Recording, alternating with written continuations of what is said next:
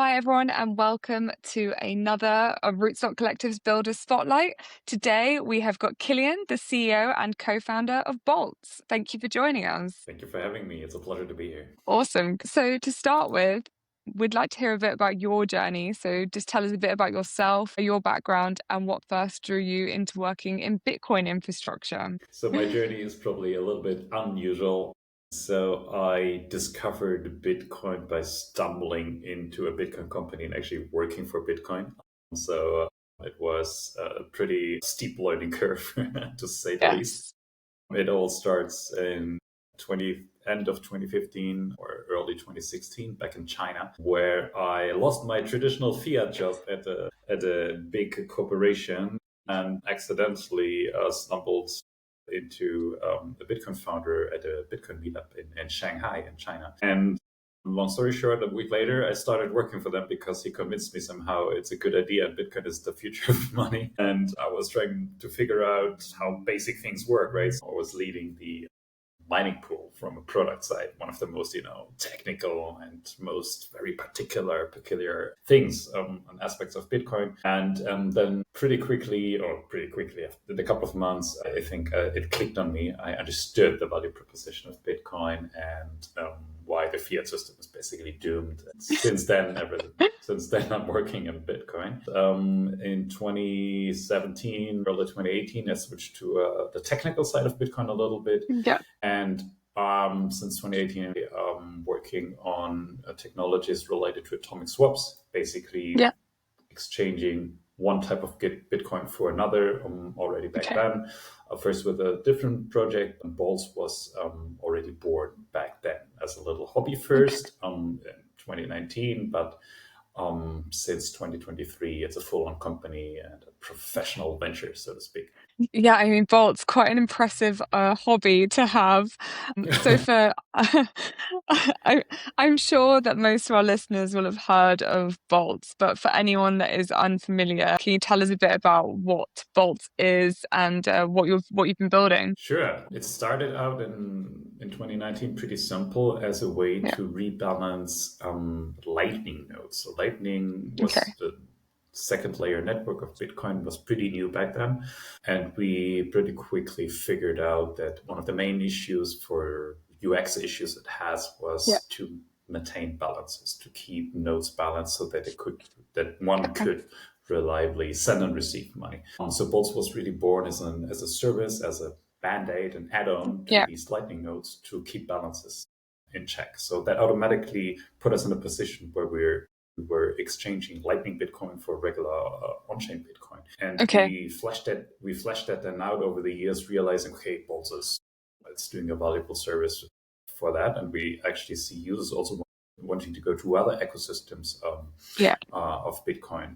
And since 2023, we have the Liquid network integrated in Boltz, which is another sidechain of Bitcoin. As of last year, we also have Rootstock integrated in Boltz, which makes 4 layers, I guess, that I call them sometimes the OG layers, because apart from Bitcoin, Lightning, Liquid, and Rootstock all launched in 2018. Rootstock being the first one, actually. So we caught up with the existing layers and ecosystem of Bitcoin, so to speak, and are now well positioned and as a platform and a leading platform for users to easily move their Bitcoin in between these. And that's the last part. The most important aspect of Boltz is that it's non-custodial, meaning you never lose the custody of your Bitcoin when you do a transfer, for example, from Rootstock to Bitcoin or from Rootstock to Lightning. We cannot steal from you the same way the user cannot steal from us. Yeah, no, absolutely. And so, I mean, you've got all layers covered basically when it comes to Bitcoin. What are some of the direct benefits of that? Or even what are the kind of people, the kind of users that are coming to you? What problems are you solving for them now? Most users that we have are users that want to use their Bitcoin. So the typical HODL-only user, so to speak, we can't serve, because these users, they put their Bitcoin on a cold wallet and hold it on the Bitcoin main chain, and that's it. There's nothing to be done. But more and more, it becomes clear that Bitcoin is not only a store of value, but also a medium of exchange. Not only a medium of exchange to do payments, but also to use advanced financial applications like a Bitcoin collateralized loan, for example. Those are all things that people want to do as a need. There's a demand from the market for this. So let's say you start off with regular Bitcoin, which is the usual case, and then you want to explore the Rootstock ecosystem for advanced financial applications, DeFi. How do you do that? Yeah. You somehow need to hop over to the Rootstock ecosystem, and you might want to start off even with a small balance, with a small amount, in order to try things out and play around a little bit. And for that, I think Boltz is especially suited because it enables this ease and this also the velocity, the speed of the transfer when you move over to Rootstock by using Lightning. That makes it just incredibly easy for folks to move over some sats and see, okay, let's see. Money on chain sounds interesting. Let's try it out. I'm always a fan of trying things out, putting in a couple of dollars worth of Bitcoin and figure things out. Instead of watching 10 hours of YouTube channels, you might as well just take $5 and try it out yourself. Yeah, 100%. So correct me if I'm wrong, but from what you're saying, it's not just developers, it's not just those kind of building on any network, it's also real users. Yes, definitely. We are catering retail users. Until today, retail users, or let's just call them users. People can use Boltz. People, exactly. Yeah, we as builders always have this habit of categorizing everything and putting everything in boxes, but not necessarily it. People, regular people, Bitcoiners, new Bitcoiners, or even technically advanced Bitcoiners can use Boltz directly via our website. So all this cryptographic magic for these non-custodial swaps, we put it in a really easy to use web app. You go to boltz.exchange, maybe you can link that afterwards somewhere, and you say, I want to go from Lightning into Rootstock. That's click. You say the amount, connect your Rootstock wallet, and that's it. That's basically all you have to do. It's a fairly UX-friendly way, probably the most UX-friendly way to get to Rootstock today. That being said, we are also focusing, so basically we have two kind of users. These are the normal people, the regular Bitcoiners, but also we have business partners on other projects, for example, building on Rootstock that we want to integrate with, so that Boltz swaps are natively available from within the platform that users are using. For example, we're integrated with Tropicus, which is a very popular platform on Rootstock. And there you can go and say, I want to deposit Lightning. So the UX just for Tropicus users is so much simpler by being able to press a button and say, I want to deposit Lightning because that's what I have in my wallet here and I know it moves at the speed of light. And all they get to see is a QR code, scan it, send the Lightning payment, and after a couple of seconds, Rootstock RPDC magically appear in their Tropicus connected wallet. It's just this nice UX that makes Boltz special, I think. 100%. I think anything that's UX friendly, UX focused is kind of music to everyone's ears at the moment, just making Bitcoin more user friendly. Exactly. That's what we're focused on. Yeah. So we've mentioned Rootstock a few times. That's why we're talking today. Boltz, as you mentioned before, it supports kind of trust minimized swaps across several Bitcoin ecosystems. But what kind of kicked off the conversation with Rootstock? Were there specific technical or strategic advantages that stood out to you? What was and is the first and only EVM ecosystem that is Bitcoin denominated. In the Bitcoin world, one of the main issues of the Bitcoin world is it lacks a lot of expressivity. There's a lot of things that you cannot program. Programmable money, yes, but it's very limited what you can program on Bitcoin. And that is due to the tech stack of Bitcoin itself, but even other layers which inherit the tech stack of the Bitcoin main chain, they have similar limitations. So with Rootstock, we looked at it, and apart from that, I know the team for years, from the very early days. And so I knew that it existed and was following it over the years. I also, we rediscovered the technology of a Turing-complete EVM ecosystem to be very valuable for all these Bitcoin projects that have this use case they wanna program, but they can't because of the technical limitation. So that's the place to go. And we are betting that this is taking off in the next year or months even. We know, and we're working closely with a couple of projects actually that are building on Rootstock today, right now. Incredible use cases that they failed to build in other ecosystems and naturally connected via Boltz, so that their users can easily get in and out of their products. So that's really what makes Rootstock special, and what in the end made us pull the trigger and said we need an EVM ecosystem and Bitcoin connected to Boltz. We need regular Bitcoiners to be able to see and discover it, because I think Bitcoin is the biggest asset in the world compared to other crypto assets, at least, and it will be the biggest asset in the world pretty soon. I'm sure about that too. But there's just so many users that have never used anything but the Bitcoin blockchain. So their experience on the kind of things you can do with Bitcoin is inherently limited. So we want to encourage them and incentivize them to try Rootstock and to try products on Rootstock.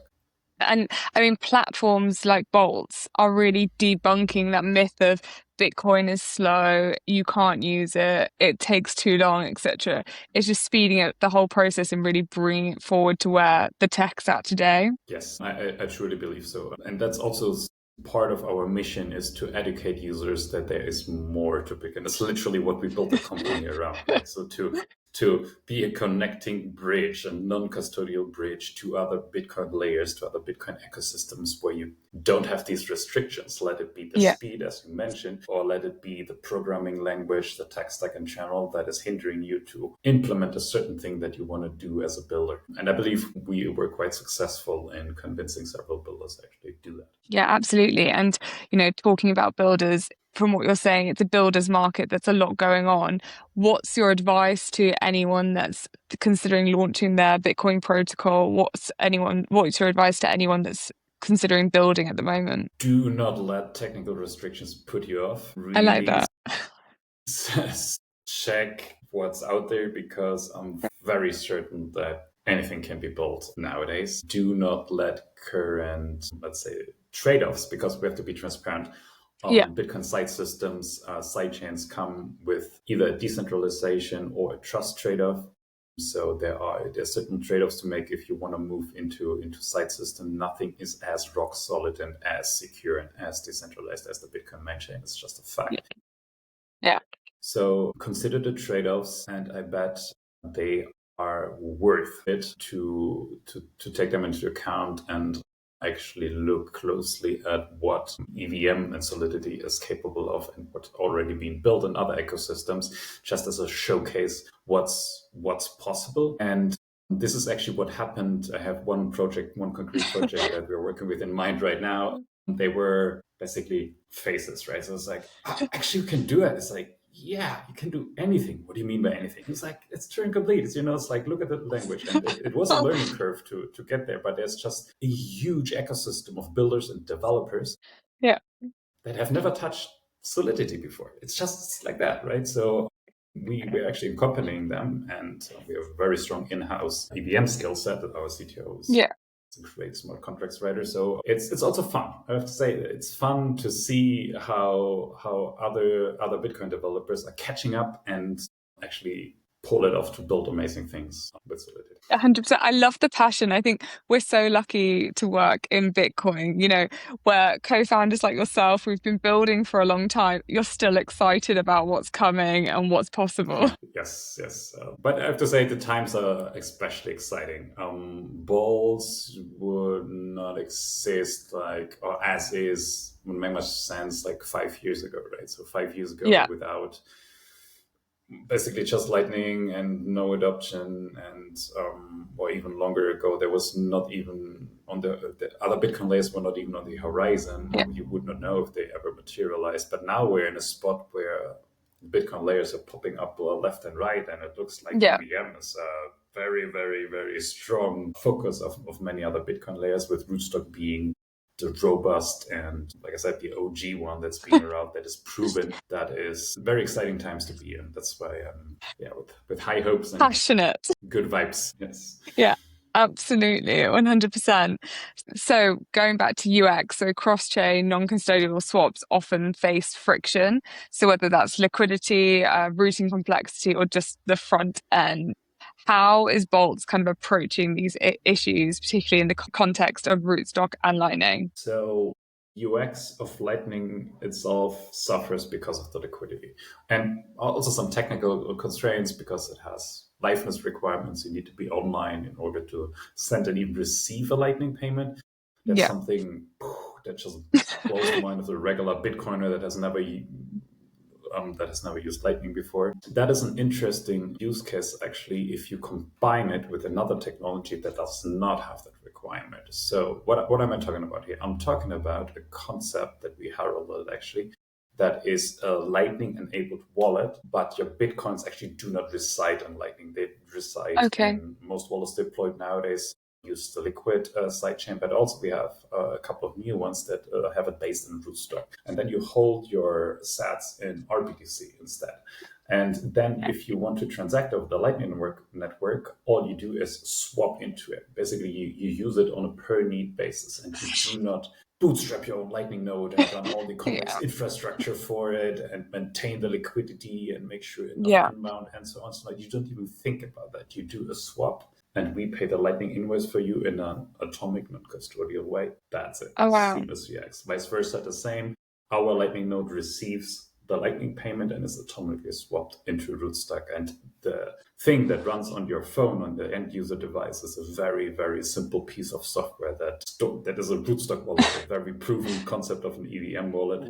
Yeah. With the ability to do these swaps into Lightning. So the UX experience that we're enabling here is basically fixing Lightning UX, but also if you look at it from the perspective of Rootstock, we are fixing the onboarding UX of Rootstock too. So you do not need to go through the native PowPack through the native pack-in mechanism, which has several hours of wait time, on-chain only. Minimum amounts fairly high, at least not suited in my personal opinion for trying things out. You really want to try things out with $5, not with, 500. Yeah. So those are things that we're fixing for Rootstock in order to get into the ecosystem and out obviously as well with smaller amounts and really quickly. Yeah, 100%. I think from what I've gathered, the adoption piece is really important to you as well. You talk about testing DeFi a lot. You talk about, just chuck $5 in, test it out, see how you get on. Yes, exactly. I believe in Lightning. There was a meme back in the day. It was #reckless. So that's a little bit of something I believe in, to put a couple of dollars worth of Bitcoin onto a new tag and just try it out, play around, see if you can break it. If you break it, great, report a bug. And you're intrinsically motivated actually to get your money back somehow, even though it's just a couple of dollars. You're more interested in it if it's actual Bitcoin and not some test coin. Vice versa, the companies building it are also interested in helping you because it's actual money that is on the line. So I truly believe in that concept. No, that's also. So what's coming next? So what can we expect from Boltz in the next few months? Do you have any upcoming milestones that you can share or any kind of launches that you can talk about? What I can reveal is we want to tinker with stable coins. So while Boltz itself is sticking to the Bitcoin to Bitcoin swap bridge concept, we're building out our product suite that will allow people to seamlessly and also non-custodially move from Lightning or BTC and all the layers that we have to stable coins. That's something I'm really excited about because I see really this as like a stepping stone for so many people, many communities in Latin America, for example. Buenos Aires is really where stable coins rule. And I think we will be able to build very interesting products for these communities. Amazing. And so for anyone who's listening today is interested in getting involved with, are there any events coming in the future? What's the best way for people to try out before they see anything in real life? I can recommend to follow us on Twitter. Basically everything that we do and all upcoming launches and teasers and probably also like some link to a beta are on Twitter. The handle is @BoltzHQ. And also our blog, which is blog.boltz.exchange. And all of that is also linked on our main page. So if you go to boltz.exchange, you have it all nicely and neatly linked. Amazing. And also, of course, you are live on the collective. So any of our community members can use their stake riff to back you through collective rewards and support Boltz whilst also earning rewards themselves. So thank you so much for your time, Kilian. It was great to speak about Boltz, and I can't wait to see everything that's to come. The pleasure was mine. Thank you for the invitation. Awesome. Thanks.